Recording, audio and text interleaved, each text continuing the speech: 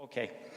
It's a great honor to be here. I'll put this in my pocket. Oh, there's my iPhone, sorry. Put that over there. Okay.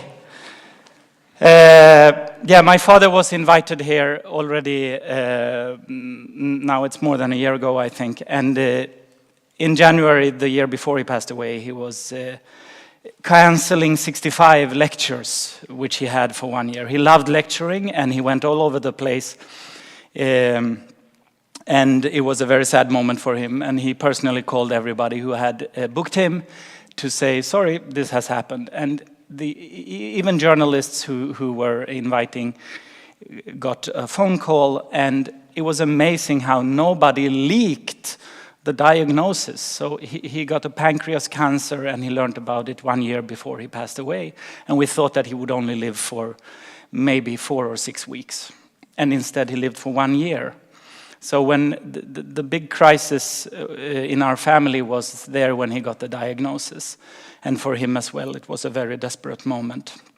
But then he survived for 1 year, and that is the experience of living with death closer to you is in some sense good, because you realize that we are all mortal, and we have to take every day as a gift. So for 1 year, we finished writing the book that we are now, after he passed away, me and my wife Anna has been completing the visualizations and the chapters, etc. So it will be published in April in 24 languages, and we're gonna show there the ignorance results from our measures. And the whole book is about humility, how to be humble about how difficult it is to keep track of facts. The book is called Factfulness, and that is similar to mindfulness, that it's a relaxing habit of actually only carrying facts that you have supporting evidence for. It's very relaxing to not have opinions without facts, because no one will confront you and you stand there naked saying, oh, I don't know, I just believe this thing, you know, that someone told me since I was a kid, but I never checked it. Instead you say, oh, I'm probably wrong because I've been wrong about most things. A quite new lifestyle in a world where facts are available. So suddenly people can prove you wrong. So we need another mindset. So we're trying to design that mindset and live that mindset. And that is, I welcome you all to join that mission, because the only good thing to do when Hans passed away is to carry on his legacy. And it's actually quite easy, because the ignorance out there is enormous. And it's really, really fun to disclose it. Also in this room there is ignorance, I will show you, because I tested your knowledge. So I dropped out of university. Being a son of a professor, that's easy to do, because we came up with the animating bubble charts, and I was studying economic history and arts and theater and stuff like that. And then it's actually my wife and my father and me, we founded Gapminder out of family relations, where you cut over disciplines in universities much easier, because you can say frankly what you think about the other idiot, and you're still family, so you won't like walk two different paths. So that's probably the reason why we did this as a family. It's way easier to confront the disciplinary silo thinking.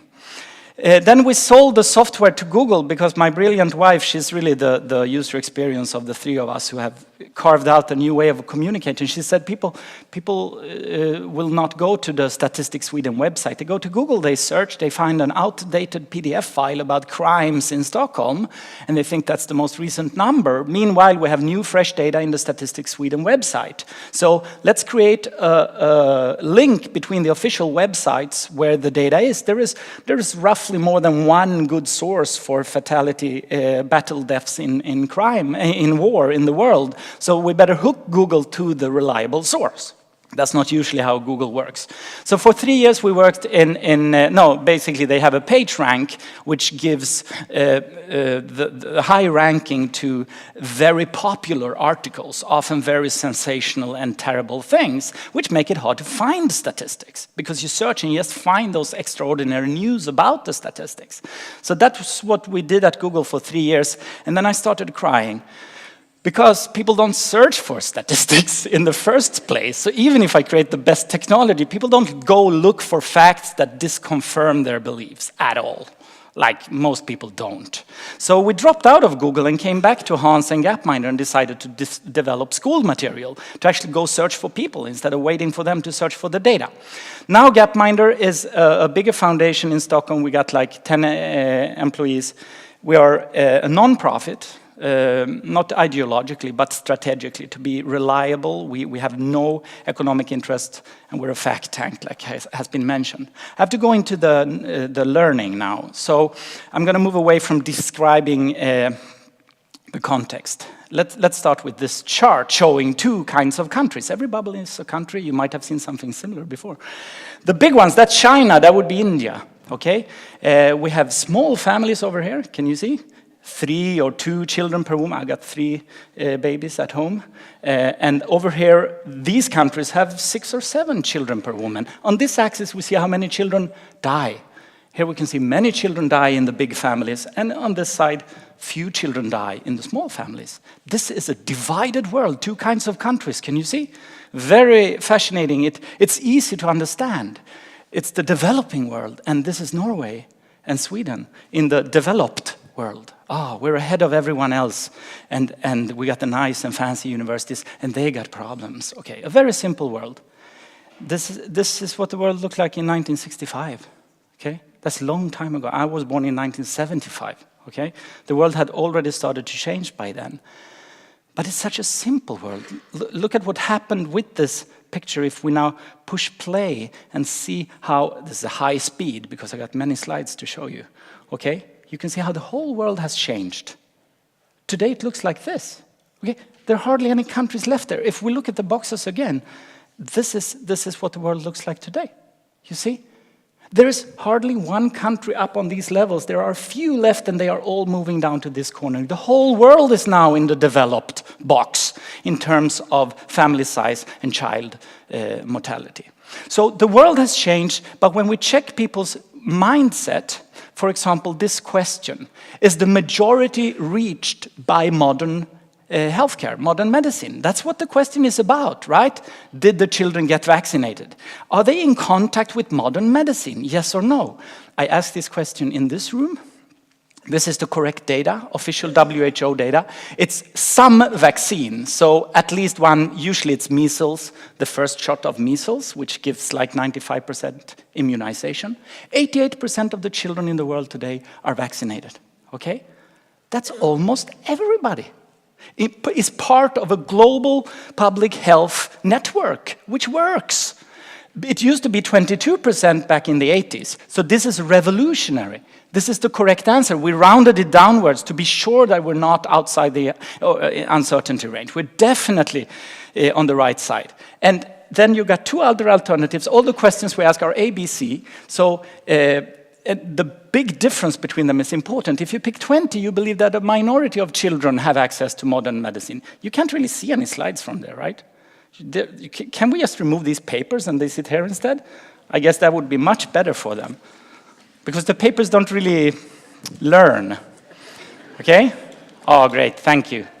Feel free to occupy the reserved seats. So we asked this question in 12 countries. And last week we asked it in Norway as well. So first the other 12 countries, look who won. The winner is Sweden. 21% scored correctly on this question. They know that 80% are reached by modern medicine. In Germany they have kind of a problem with 6% only scoring correctly.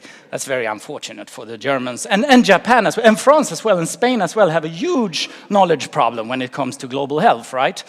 They seem to not know about the progress. So we went to the monkey house in Stockholm and asked them, and 33% of the monkeys picked the right answer if you got A, B, C. There was not one country that scored better than chimpanzees, okay? So that's why I say this is fun. This is a really enjoyable thing to do. Public education has not happened, and it's fun to be the first to do it in global. I mean, people talk about vaccination all the time, like the Gates Foundation. They speak to the public and say, we're going to vaccinate the children. But then if the public think it's only 20% who were vaccinated already, they believe they're going to do this job. 80% are going to be vaccinated. No, they're only going to reach the missing 12%. That's kind of doable, right? Obviously, they know how to do it.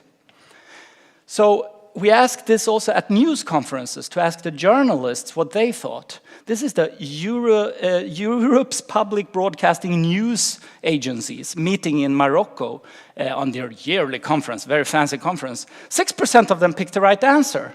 And this is a very important message, that if this is true, if the journalists, I mean, we need to test their knowledge before we blame them for lying to the public.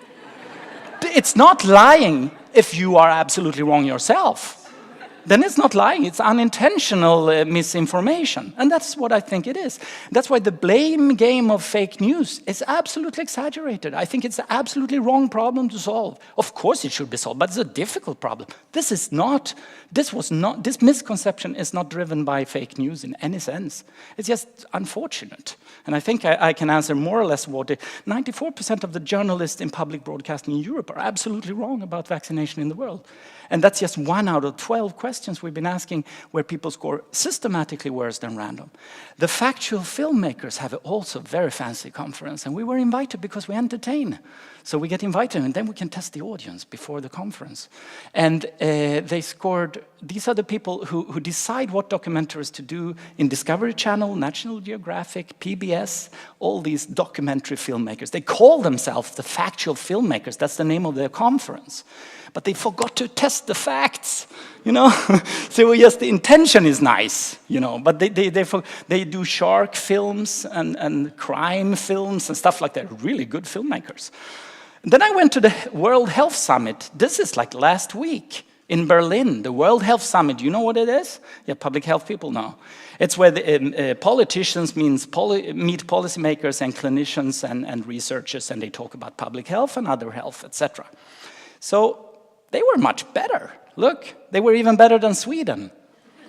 They came almost up to the level of the chimpanzees, right? The experts of the world. Great, better than anyone else. Not better than chimps, of course. So I showed this to them, and the whole room turned silent. They didn't know how to laugh about this. It wasn't fun at all.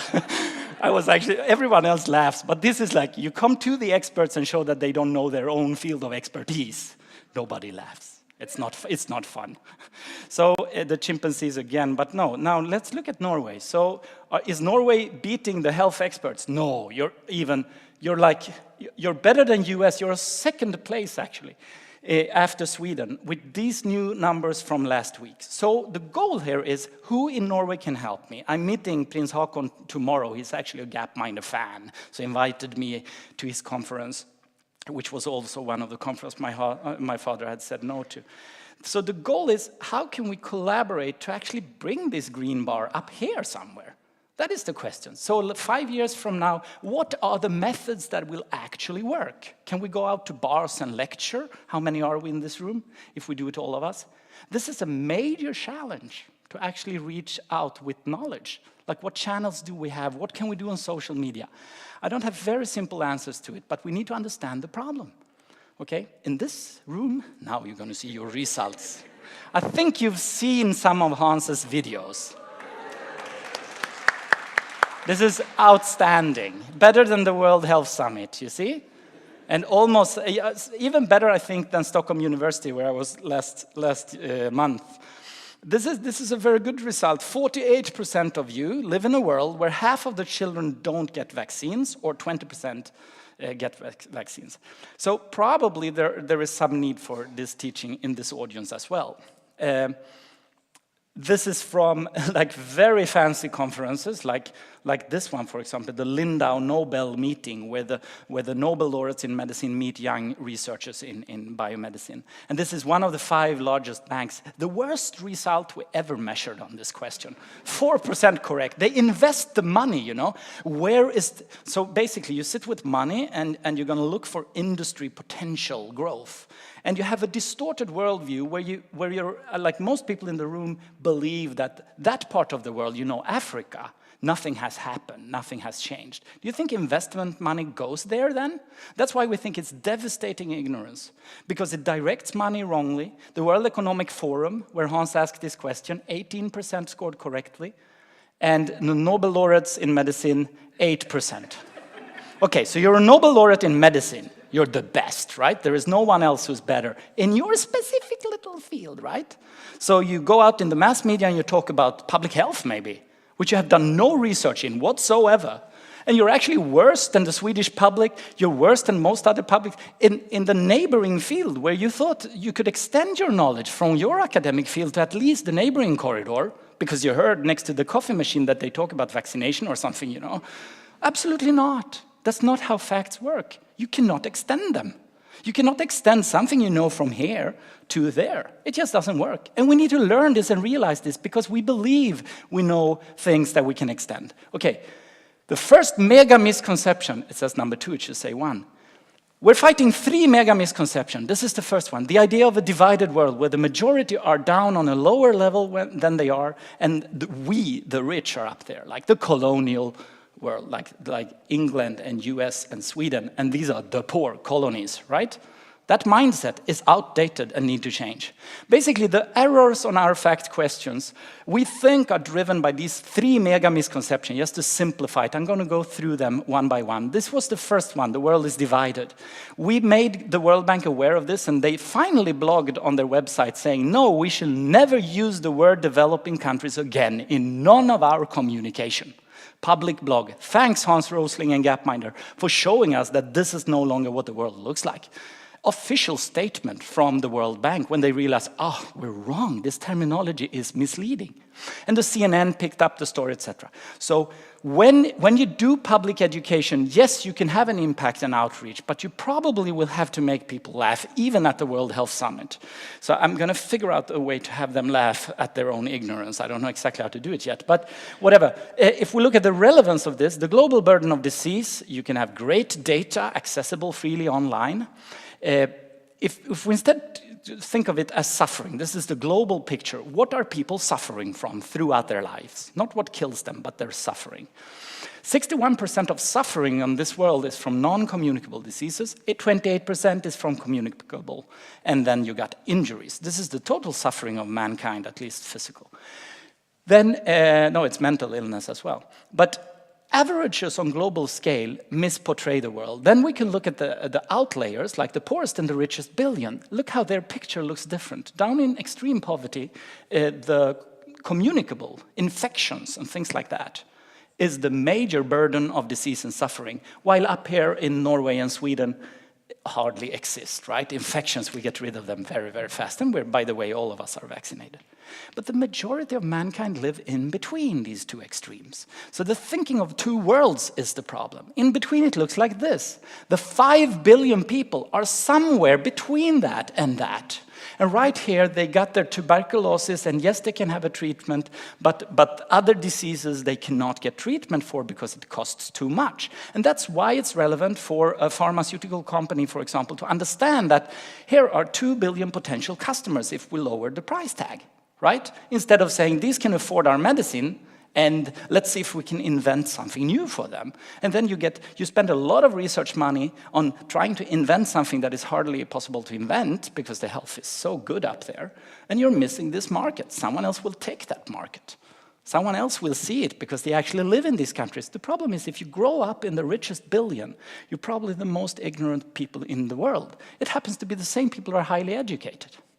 We're the least capable of understanding the world, and that's why we need to teach global full picture like we do with geography. This is Madagascar, this is Africa. People haven't seen it, so they have to learn it with a big map, and those maps is what we're trying to create. So instead of developing and developed, we should use, like in Pokemon, we use levels, right? I started on level 1 like everyone else, but I played a lot the first weekend and I reached all the way to level 3. Don't call me a level 3 person, right? Because right now I'm on level 3. I'm actually on 20 now. So I keep changing my level. So never label me or a country with the level they are on. And then understanding how life is on the other levels where we have never experienced reality, that is challenging. The third misconception is that the second misconception is the world is getting worse, right? What you just said before. This question, life expectancy in the world, for example. The correct answer is 70 years. Actually, in Korea, Canada, US, and Germany, more than chimpanzees got it right. These are the chimpanzees, right? In Japan and Sweden and Hungary, we were worse than chimpanzees. So this is a question where it's almost random. We choose to keep this question because the experts score worse than everyone else on it. Most countries are actually better than random, but the experts, like at the World Health Summit, scored worse than chimpanzees on this question. Because when you fill your head with a problem, the problem increases in your worldview. The worldview is an imaginary place, which is combined of every fact that hits your brain, right?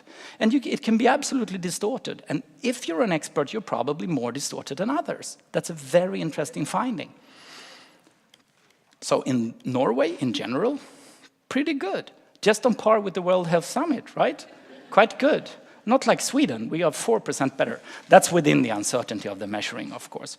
Here in this room, I was very happy to see this number. You are just like Spain, right? Quite good, better than chimpanzees. So these kind of questions I usually remove from our set of questions because it's better than random. We try to keep focus on things where people are worse than random, where there is active misknowledge, okay? This is quite okay. You're actually like, you can get started now to reach 100 because you're on the right side of randomness, right? There is some knowledge. So looking at this other bubble chart, has the world gotten worse? This is the world of today: money, health, life expectancy, and income, okay? We don't have two worlds, you see, not two kinds of countries. Let's go back in history very quickly and see where the countries were 200 years ago. They're all gone. 200 years ago, there was not one single country on the health levels where we are today. I have to zoom out to even see them. Look, there they are. They are down on like 30 in life expectancy. There's no such country in the world today. Not a single one. And since then, this change, we must show the children that they live in the world that is where you survive beyond 30, right? Look at this. This is what has happened during the last 200 years. Yeah, the colonial powers took lead, but then the others catched up pretty fast. I'm not going to spend too much time on this because you've seen my father showing it, I think. Okay, now the world looks like this. These are free tools available on our website. The question is, how are they going to be integrated in public education? This knowledge, how is it going to reach everyone? That is really challenging. When you ask people, is the world getting better or worse? These are the answers. And I don't know if, I don't have Norway in here, sorry, but it's like Sweden. 10% think the world is getting better. It's a very strange question. Is the world getting better or worse? I would say the people in the middle are those who are correct. They say, that's a silly question. I can't answer it. That's the right answer. It's both bad and better at the same time. The world is really bad in many ways, but it's getting better in general, right?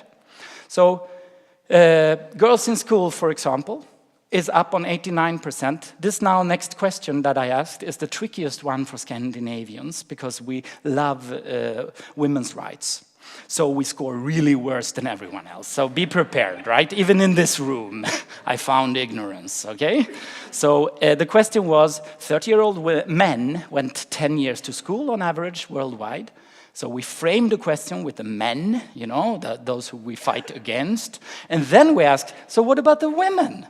And your love for gender equality make you pick, it feels bad to say 9, probably. You know, we're emotional beings. So this is the right answer then. Yeah, women on this planet, I got a daughter. I told her this. She scored perfect on these questions by now. But knowing that you grow up as a young woman in a world where the rest of the women have 9 years schooling on average and have catched up with men gives you a lot of hope. Then the other, I mean, why is it not 10 years? That's the question. But it's not so far behind. And this hope, the losing of hope, how can we cope with that? These are the answers. You see, Sweden is at the bottom in this one, almost like Spain and Belgium. And now I actually have Norwegian results for the first time here. But I also ask this, of course, to the journalists who are actively writing in Europe about gender equality. See how US is quite good. The Americans, 26%. You see, they are more like chimpanzees in US. That's why they score so good, okay? Better than their journalists. And the fact filmmakers score like this. At the World Health Summit, 16% picked the right answer. I mean, for a good reason, we're exaggerating the gender inequality. We just can't keep track of it in terms of facts. Our emotion takes over. And then, I mean, the difference in the answers, 9, 6, or 3, is enormous difference in schooling, the length of schooling, right? And in Norway, this was a terrible result. I would say it's a measure of how much do you care for women's rights? A lot. So I will not pick number 9. You know, no way, I can't even trust your data. That's the reaction. In this room, we have a tendency to think like that, right? You know how terrible men are in the university in Oslo. I can imagine tons of stories about how men misbehave. But that doesn't change the global average of schooling for women. You can't extend that terrible experience to the rest of the world in that sense. And this is the learning, that keeping track of single facts is very, very difficult. So why I talk about the worldview is I don't want you to memorize single facts. It's the big picture that needs to change so that you do a better guessing. What guessing is legitimate, what works, and what guessing does not work. So you can kind of extend your knowledge in a reasonable way without knowing exact numbers. The third one, one of the least known things in the world, is the population. The driving force behind sustainable development discussion. How many people are we on Earth? And this is the chart showing where people live. Can you please just memorize it before I continue? Please memorize all the spikes. There is no way the human brain is a huge constraint in factual knowledge. Not even this nice picture we can remember. Some of you have photographic memory, maybe. No. Okay, so the rest of us who don't have photographic memory, we could maybe remember this one. 7 billion people in the world, where do they live? We divide the world into 4 equal size areas, and there's 1 billion in America, north and south together. I actually rounded the number with 200 million people. It's 800 million in America. But that's hard to remember, right? So 1 billion. Okay, now we got 1 billion there. 1 billion in Europe, East and West together, and then 1 billion in Africa. Easy, right? Where are the others living then? They live in Asia. That's where people live, right?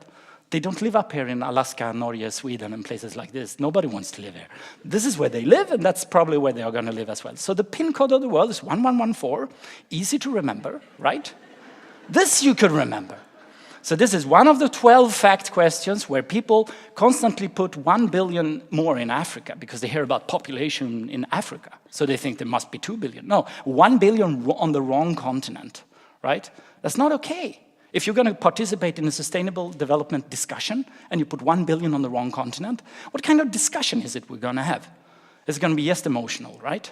Oh, I feel so scared, right? In the future, of course, PIN codes changed, and we will have 5 billion in Asia and 2 billion in Africa by 2050, roughly. This is UN official numbers. So the West, you know, those colonial powers, we're going to be 8% of the world population.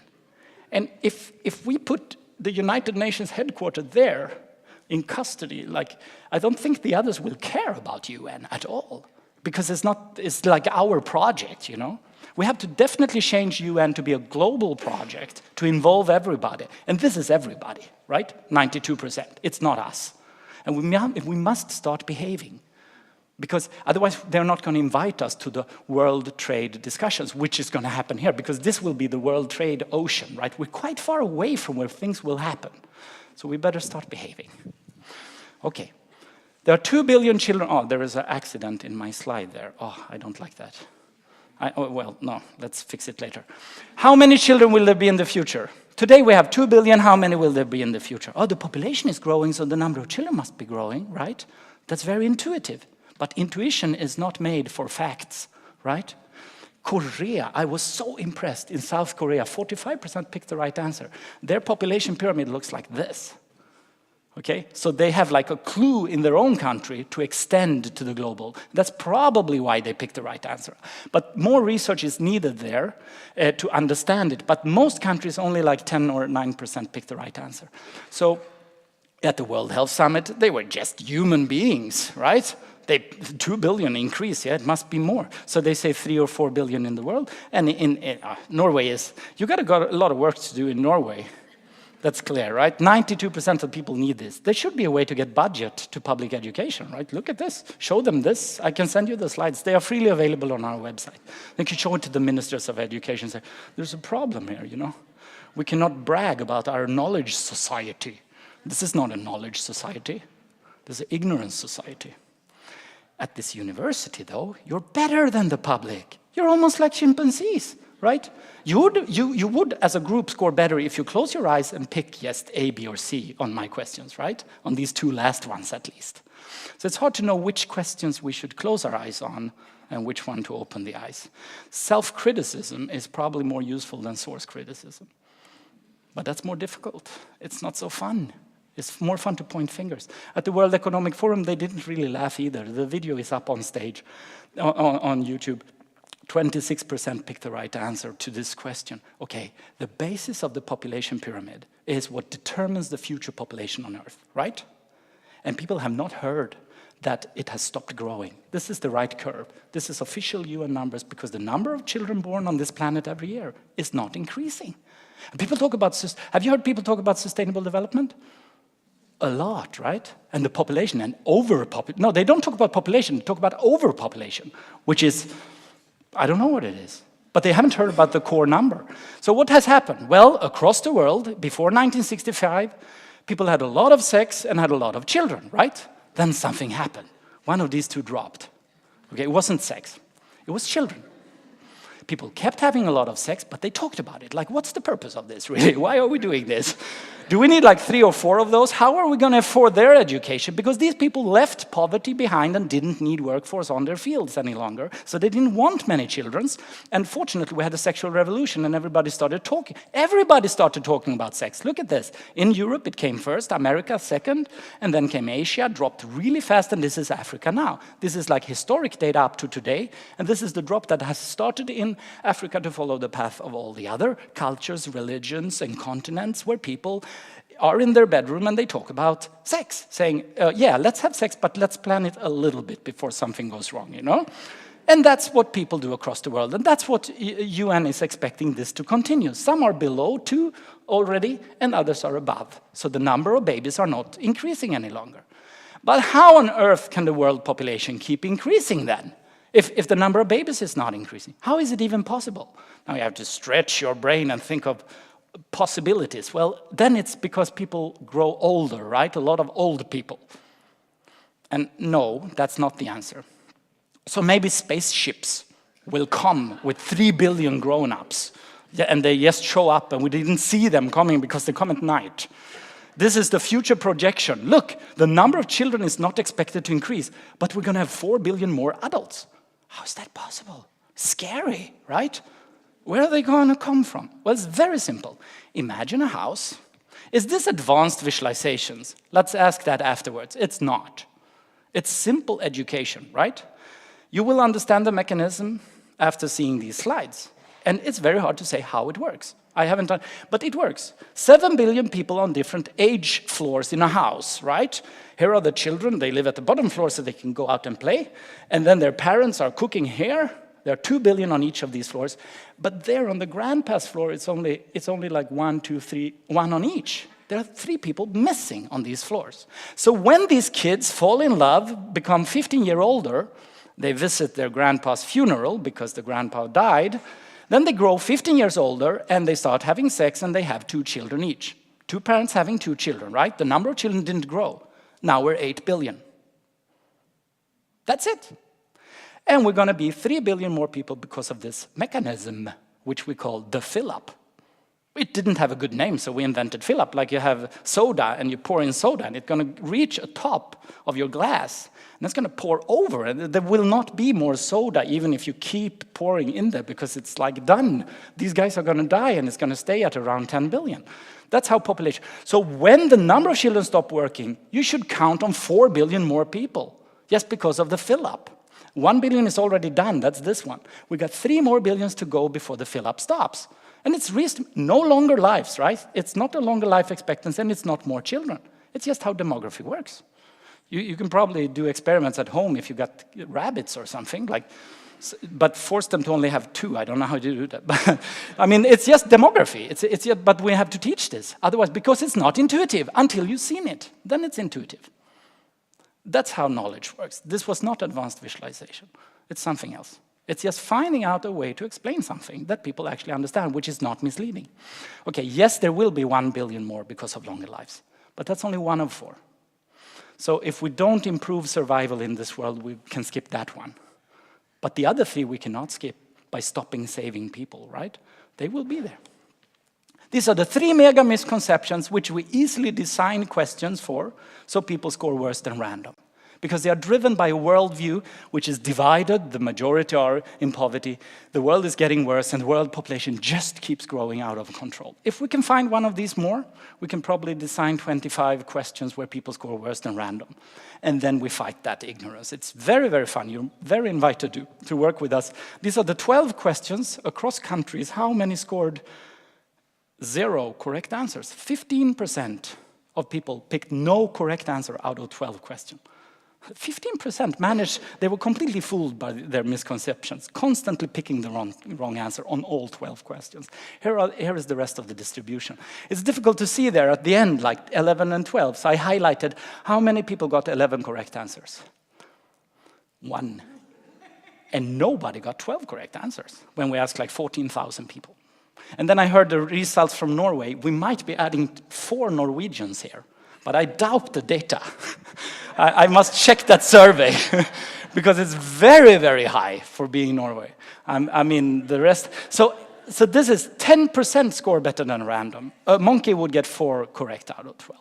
10% of people score better than random on these 12 questions ranging from everything to everything, right? Okay, so what is missing? A fact-based framework which you use to do your guessing.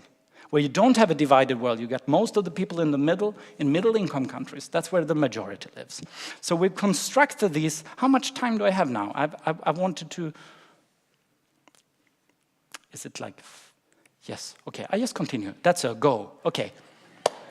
So why are people so wrong?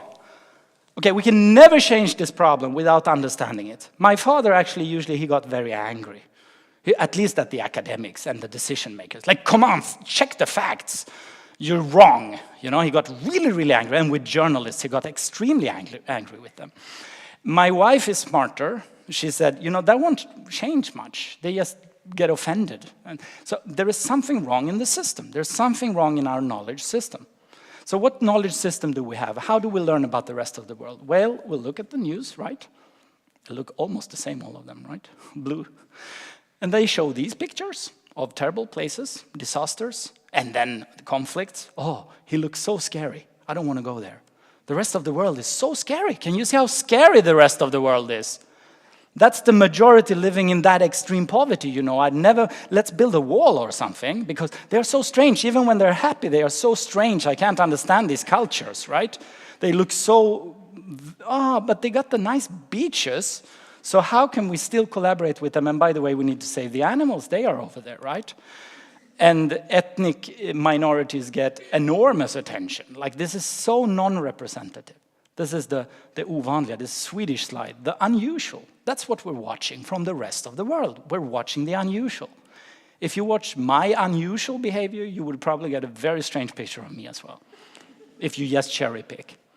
So instead, using data to turn it into information and knowledge and wisdom, it needs effort.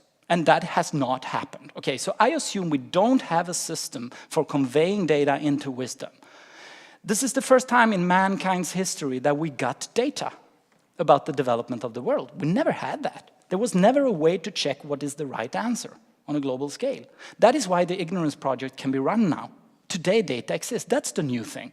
And then we happen to be a little family starting it. But there is a missing institution in our society that corrects misconceptions. Because misconceptions, they grow on trees. They are everywhere. It just takes a second to get a misconception.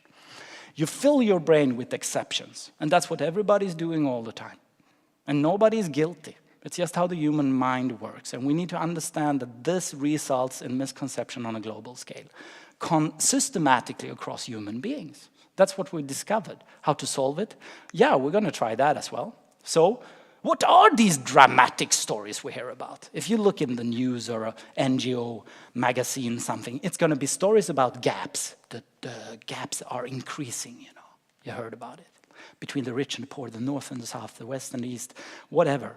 Just increasing gap. It's a very good story, like Star Wars, the good and the bad, right? That's how stories are designed. But look for the majority. Where is the majority? Oh, they were in the middle. These were exceptions. Negativity.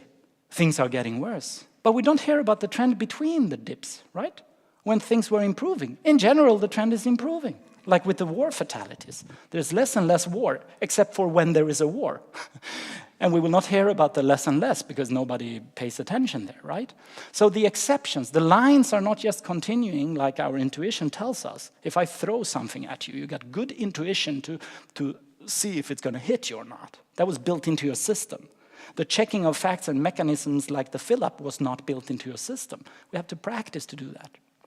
Like the curve of a newborn baby, look in the beginning, it's like this. But nobody believes that's just going to continue and the baby is going to be 10 meters tall, right? Because we know that that's not how humans grow. That's knowledge. We need the same kind of knowledge to understand demography. It will not just continue along a line, but intuitively we do the wrong conclusions. And then the fear, of course. As soon as your head is full of fear, like the Hindenburg, it was recorded on a picture. So everybody saw this disaster and heard about it. And then they canceled the whole industry of Zeppeliner ships. 4 years earlier, there was a larger disaster with 4 times as many who died, and it wasn't captured on a photo. So for 4 years, the industry could continue until someone captured it on a photo. And this, half of the crew and people, staff, the passengers actually survived. But it's so fearful. It's so fearful that we must do something, we must make a decision. Let's cancel that whole industry. I will never fly with that ship. That's how the human mind works, and we need to teach our children that that's the machine they were born with. Importance, huge numbers you mentioned. Here's a huge number. This is a true number. 4,489,000 infants, it says, die every year in the world. You can close your eyes and imagine the UNICEF website where this number is the big number they put before the here is how you pay, right? That it works. It works. People cannot keep track of big numbers. So this was in 2016. That's very important. So when you hear these messages, this many die every year. No, which year? Because it changes. 2015 was this number. This is UNICEF data. Look, we should celebrate. Look how many, it's 200 million, oh no, 100 million fewer children, 100,000 children fewer who die this year. That's what we should celebrate. And then wonder, okay, how can we continue this trend? Since 1950, when there were fewer people on Earth, that was the number in 1950, and suddenly the big numbers don't look big any longer. And our children need to learn this in school, how easy it is to fool someone with statistics by just switching the context. This is probably intentional when people do this with big numbers. You know, I need to get attention. Which number should we pick? Then we got the generalization problem. That what do we know about other people? These are 10 dramatic instincts that we have identified. Sorry, that's a duplicate of all my instinct slides. 1 second. That was unintentional. Here we are. Okay. So what do we see from other people when we see the exceptions? My brilliant wife said, okay, people hate statistics, so we can't really just use numbers and visualizations. It won't change their worldview because they will just fall asleep, right? And that is true, unfortunately. So we need to be smart, and she is smart. So she came up with Dollar Street. She said, imagine if everybody lived on one long street from the poorest over there to the richest over there, and everyone else is somewhere in between. What does it look like? That's statistics, but in a smart way. So we have now a website. I'm just going to showcase it very quickly with 500 homes from all over the world.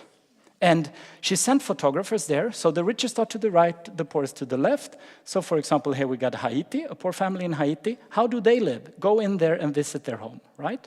This is their home. And there you can read a little bit about it, but mainly you can look at the pictures. So we could look at anything in their home, say, for example, the front door. This is what the front door looks like. These are other front doors in America on different income levels. And you can clearly see the difference in living conditions. And there are not two groups, right? There are not two kinds of doors. Learn a little bit about the difference of this one. And the front door lock, for example, how does it look like? How do you lock the front door? And how does that look on different income level?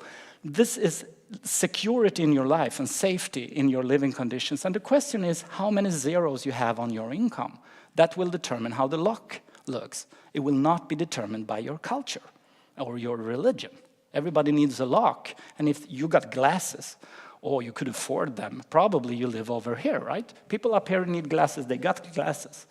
These guys bought cheap glasses, and these guys have no glasses. So understanding the world as a long income scale is way more relevant than trying to divide people into different cultures. So we designed this and asked, where do you live if you put 7 billion people on the road? Where do you live? We asked people in Sweden before showing them Dollar Street. And the kids in Swedish school said, this is me. I'm neither Bill Gates nor extreme poverty, so I'm probably in the middle. And they heard the word middle class, which you could also throw out the window or just in the garbage can. It means nothing, right? It's just a word that sounds fancy, but often it's not defined. No, they live there. We are the rich, okay? Kids, we are the rich. We don't have to suffer all these things the other people suffer. And that's why we also don't know anything about those different living standards. So showing what life is like in the richest and the poorest 20% in USA, look, they are at the top of the street, both the poorest, the single mom in US on welfare, she have her cutlery in this kind of box, and the richest have it in that kind of box. So allowing to compare, and then the middle in the US where most people live, these are their cutlery boxes, and they have more. You see the knife there is really good. It's not so expensive, but it's a good knife. She doesn't have that kind. Well, she have the exactly same knife there, right? But it's in a different. So suddenly your curiosity about the world is awakened, and you can start to investigate instead of traveling as a backpacker to a Rastafari cafe and you don't learn anything, you know? Because going in there and looking at people's sinks, like 500 people's sinks, how are you going to see them unless we collect imagery and videos from all these places? And same in China then, differences within China, not to have a stereotype. So to kill the stereotypes about other cultures and countries, we can do that with images. Look at how they cook their food. Comparing then US and China, you see the play structure. Look identical in the rich China and the rich US. It's probably because both were made in China. So, right? And then at the bottom of the China hump, you see, so the poor in China and the middle in Nigeria, they have exactly the same ceiling. This is like 2 different continents and cultures and religions and everything. The same sofa, the same great, they're gonna eat rice with fish tonight. It looks identical. This whole building in our heads of cultures, the fairy tales in Disney saga with all the animals, like the bears and the foxes cannot communicate because they have different nature. This whole thing is really distracting when you're going to understand the world. Income, money is way more informative. Okay? This is how they cook. I go as a backpacker to Nigeria. I come home and show my family I've seen the world. This is how they cook in Nigeria. That's their culture. Oh, I went to China and I found exactly the same picture of how they cook in China. No, it wasn't China or Nigeria. It was this income level. This is affordable. This is an affordable way to cook water. And you find it across the world on this income level. But if you grew up here, hearing fairy tales in National Geography about cultures, you think that's important. Because you haven't seen this. You have never been here. And that is challenging. We need to show this to our kids because they have the power in the world. So the destiny of other cultures, no, they change. They are changing and they are different. 2007, Polish women go to get an abortion in Stockholm and they can't afford it. In 1960, Swedish women went to the Catholic Poland to get their abortions and they couldn't afford it. Okay? The world is changing. What we think of as Swedish values completely change over just a couple of decades, and everybody just forget about it and think, oh, we always had these values, you know, and they always have the same values. So let me just jump over, the blame story, as soon as it fills your head, you can't really think any longer. Let me just, and this is a major challenge, like the meeting today, the discussion today, is there something we can do? When that question is in our head, we're not thinking descriptively. Right, we're not thinking clearly. Can I do something, at least something? Can I shout something to get people react because they're so passive in a world that needs us to save it? This is a very well-known fairy tale, like that we tell the kids, but then the whole growing up information society works this way. People just grab attention by urgency, right? It's now or never, the world will... Okay, so on the news we got this, everything is getting worse, the plastic bags will kill us all. Okay, this is kind of what news looks like, right? And the tobacco industry finally lost the case of cancer, right? And they were forced to put warning texts. And we can have this on the news. The news often makes things seem very alarming, right? Oh yeah, keep calm, remember that, right? In 2016, there was a new EU law saying that 65% of the cigarette package should have warning text on it, with an image and then also a link to where I can learn how to stop smoking, right? This is, I mean, the first time someone suggested that in tobacco meetings, people were probably laughing. It will never happen. Now it has happened in most countries. I don't know how many, but across the world we got these because evidence showed that it's very, very bad to smoke. It kills a lot of people, and they didn't realize it before they bought the cigarettes. Having the same thing for news might be a better way than trying to find a single news reporter who did a bad fake news thingy, because that's an exception. The general problem is that the news are so selective. They don't give us a proportional worldview, right? So we have defined, and that's the book, it's a Bible-alike book because it has these like commandments. You should find the majority, how to stay calm with factfulness in your head, knowing that throughout my life, I will get so many stories trying to blame, say, Trump or whoever happens to be the one to blame right now, and the dangerous things and lines continuing. So learning these kind of experiences, I think actually behavioral experiments in school that every kid have seen, how easy it is to lie with statistic or get distorted by selective information. That is something that we need to design, and we're trying hard in schools. So we have defined a certificate with 12 questions. It's available on our website. We call it the Global Fact Certificate. It's the 12 questions we asked everywhere, where nobody gets it right the first test. If you pass the test, we say you got basic global facts, and you had to change your misconceptions or at least confront them. That's a starting point. Like a driving license for a factual discussion. Do you know these things before we start talking? So it's not just opinions. We're missing that in the public sector. I went to UNICEF and tested them, and as soon as they scored worse than chimpanzees, and I said, okay, you shouldn't be scaring people and using big numbers like this. But then how are we going to make them pay give us any donations? I mean, they're pretty reasonable in their communication recently. But the mindset is wrong. I told them that, no, your first question should be, is it okay to have UNICEF staff who score worse than chimpanzees? That's the first problem. You should first know the facts yourself. Then, if you strategically want to scare people, that's a second decision. We separate those two. But there is this tendency to not liking being called ignorant. Teachers working with children are quite good audience for this. They really want to be fact-based. We figured in Sweden. We also been in Germany and England. So now we're spreading this certificate and all the slides and all the tools for free and trying to make a movement to replace my father, not only with me and my wife, no, by all these teachers. This is Mikael and Olof. They are teachers we hired in the Gapminder Foundation. We asked for funding from IKEA Foundation, Gates Foundation, and others to pay their salary to go out and develop a material that can be used in real schools to reach the young generation. That's children. That's how we can reach children, to get this into curriculum, a fact-based worldview. The grown-ups in commercial sector or at universities, we need something like Svanenmärkning or a certificate on a yearly basis with questions that you will fail unless you learn something new, which you didn't know. So that's what we're turning Gapminder into, not just another lecturing round by Hans's son.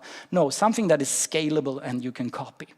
So this is something I really invite you to do at the university. It's extremely helpful to us if you have an institution like Global Health where you can force everybody who is in that department or the peace research group. So I can put your brand on our website saying this group thought this was very useful, and then others will also want to be there, because then I can go to their lecture and say, oh, you're probably worse than chimpanzees because you haven't passed our certificate like these competitors do.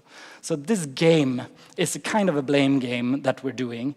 It's the incentive to learn facts that we have figured. Shame. People feel so bad when they are worse than chimpanzees, and then they want to learn. So that's the end. Thank you very much. This is where we are now, and all the things I showed are freely available under Creative Commons license. Thank you very much.